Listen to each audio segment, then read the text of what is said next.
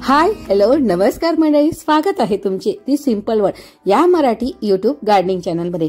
मंडळी, आपण रोज व्यवस्थित जेवतो तरी कधीतरी आहारात काही उणीवा राहूनच जात असतात आणि म्हणून मग आपल्याला कधी टॉनिक तर कधी मल्टीव्हिटॅमिन घेण्याची गरज पडत असते। असंच काहीसं झाडांचं देखील असतं। त्यांना पाणी ऊन व्यवस्थित मिळालं तरी बऱ्याचदा मातीतून जे पाहिजे ते जास्तीचं पोषण त्यांना मिळत नाही। त्यामुळे मग त्यांची ठराविक कालावधीत त्यांना खत द्यायचं असतं। पण योग्य वेळी योग्य प्रमाणात खत घातलं की झाडांची वाढ ही अधिक जोमाने होते। पण कधी किती आणि कसं खत द्यावं हे जर समजत नसेल तर मग त्या संबंधीचा आजचा व्हिडिओ आपला असणार आहे। सो मित्रांनो, आपल्याला माहितच आहे की पिकांसाठी किंवा झाडांसाठी लागणारी मुख्य अन्नद्रव्ये म्हणजेच NPK। आपण याचा वापर फुलझाडं व फळझाडं यांसाठी करतो। पण खरंच आपल्याला या NPK मध्ये नायट्रोजन, फॉस्फरस आणि पोटॅशियम यांचा आपल्या रोपांसाठी काय फायदा होतो हे माहित आहे का? यासाठीच आजचा हा व्हिडिओ आहे। चला तर मग व्हिडिओला सुरुवात करूया। NPK विषयी अधिक माहिती जाणून घेण्याविषयी जर तुम्ही हा व्हिडिओ माझा पहिल्यांदा पाहत असाल किंवा चॅनलवर पहिल्यांदाच आला असाल तर दी सिंपल वर्ल्ड या यूट्यूब फॅमिलीला नक्की सबस्क्राईब करा। आपली गार्डनिंग फॅमिली मोठी करण्यासाठी त्यात तुमचा थोडासा हातभार नक्की लावा। चला तर मग व्हिडिओला सुरुवात करूया। मंडळी, नायट्रोजन, फॉस्फरस व पोटॅशियम हे पिकांच्या वाढीसाठी महत्त्वाचे पोषक घटक असतात। हे महत्त्वाचे पोषक घटक मातीतून जरी मिळत असतात, त्याचबरोबर आपण काही रासायनिक आणि सेंद्रिय खतांद्वारे देखील हे देत असतो। हे घटक इतके महत्त्वाचे असतात की याशिवाय रोपांची नीट वाढ होऊ शकत नाही। NPK मधला प्रत्येक घटक हा वेगवेगळी जबाबदारी पार पाडत असतो। जसं की नायट्रोजन म्हणजेच नत्र, फॉस्फरस म्हणजेच पूरक आणि पोटॅशियम म्हणजेच पालाश। सो हे वेगवेगळे घटक त्यांची वेगवेगळी जबाबदारी झाडांविषयी पार पाडत असतात। या ठिकाणी मी मीशोवरून फंगीसाइड ऑर्डर केलेलं होतं आणि 180 रुपयामध्ये मला फंगीसाइड सोबत NPK 19-19-19 असा कॉम्बो मला रिसीव झालेला होता। म्हणजेच NPK हे फंगीसाइड सोबत फ्री मध्ये आलेलं होतं। अजूनपर्यंत देखील मी अशा रासायनिक खतांचा वापर माझ्या बाल्कनीतील झाडांवर केलेला नव्हता। माझी देखील ही पहिलीच फेरी होती NPK झाडांना देण्याची। सो या ठिकाणी हे NPK मला रिसीव झालेलं होतं आणि त्यानंतर याची पॅकेजिंग ओपन केल्यानंतर हे असं ब्लॅक कलर मध्ये स्टोन टाइप मध्ये म्हणजे जे काळे खडे असतात ना त्या टाइपचं हे NPK होतं।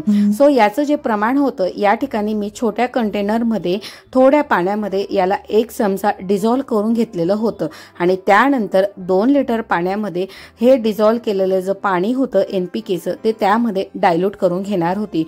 सो अगदी कमी प्रमाणामध्ये NPK मी हे सर्व झाडांना सो अशा प्रकारच्या प्लास्टिक कंटेनर मध्ये थोडं पाणी घेऊन मी या ठिकाणी 1 स्पून मी या ठिकाणी NPK त्यामध्ये ऍड करून घेणार होती आणि व्यवस्थित ते पाण्यामध्ये डिझॉल्व करून घेणार होती। त्यानंतर डिझॉल्व केलेल्या या NPK पाण्यामध्ये पुन्हा 2 लिटर प्लेन वॉटर मिक्स करून मी हे सोल्युशन जे होतं ते डायल्यूट करून घेणार होती। सो अशा प्रकारे या ठिकाणी आपलं 2 लिटरचं NPK तयार होत असतं।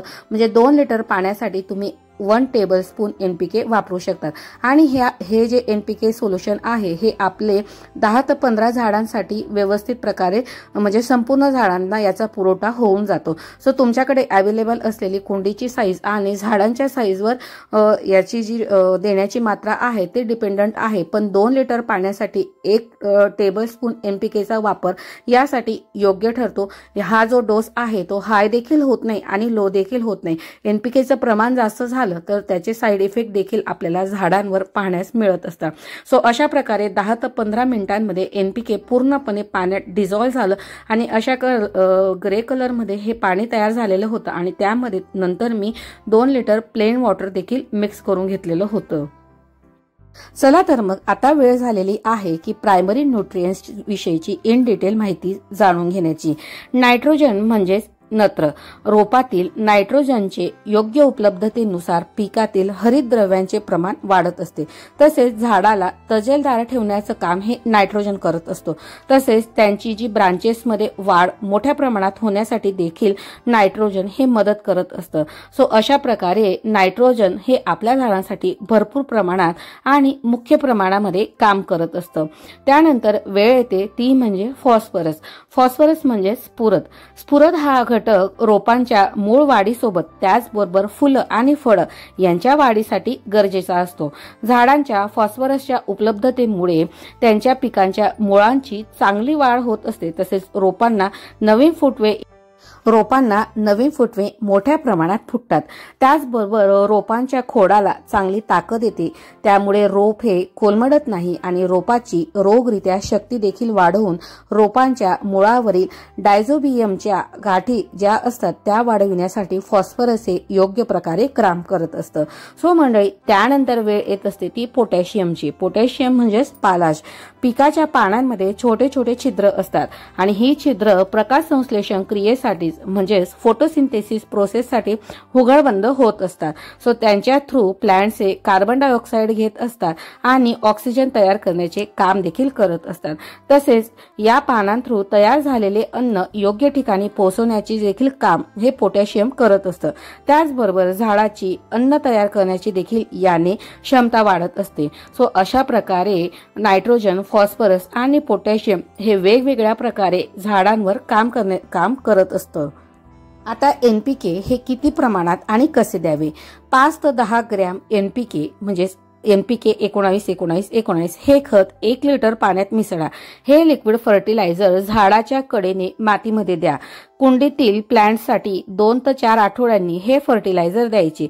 हे खत समान रीतीने द्यावे जेणेकरून रूट झोन पर्यंत ते पोहोचेल आणि त्याने रोपांची देखील योग्य अशी वाढ होईल। चला तर मग मंडळी, या ठिकाणी मी संपूर्ण झाडांना एनपीके देऊन घेतलेलं होतं। इंडोर असो, आउटडोर असो किंवा ऑर्नामेंटल प्लांट असो, मी सगळ्यांना एनपीके हे व्यवस्थित प्रमाणात देऊन घेतलेले होते। सो मंडळी, आशा करते आजचा हा व्हिडिओ आणि या व्हिडिओतील माहिती तुम्हाला थोडी जरी हेल्पफुल ठरली असेल तरी तुम्ही व्हिडिओला लाईक करायला कंजूसी करणार नाही किंवा कंटाळा करणार नाही। चला तर मग, अजूनही जर तुम्ही चॅनलला सबस्क्राईब केलं नसेल तर नक्की चॅनलला सबस्क्राईब करा। त्यासमोरील बेल आयकॉनला देखील प्रेस करा आणि त्यासमोरील ऑलचं ऑप्शन सिलेक्ट करा जेणेकरून येणाऱ्या प्रत्येक व्हिडिओचं नोटिफिकेशन तुम्हाला येईल आणि माझा तुम्ही असाच मराठी गार्डनिंग मधला कुठलाही व्हिडिओ मिस करणार नाही। भेटूया पुन्हा एका नवीन आणि माहितीपूर्वक व्हिडिओमध्ये। तोपर्यंत मात्र चॅनलवर असलेल्या बाकी गार्डनिंग व्हिडिओचा आनंद घ्या, कारण की असेच नवनवीन आणि माहितीपूर्वक गार्डनिंगचे मराठीतून मी व्हिडिओ आणि टिप्स तुमच्यासाठी घेऊन येत असते। चला तर मग, व्हिडिओ शेवटपर्यंत पाहिल्याबद्दल तुमचं सर्वांचं मनापासून धन्यवाद आणि व्हिडिओला कमेंट आणि लाईक करायला मात्र अजिबात विसरू नका। So thank you, take care and bye.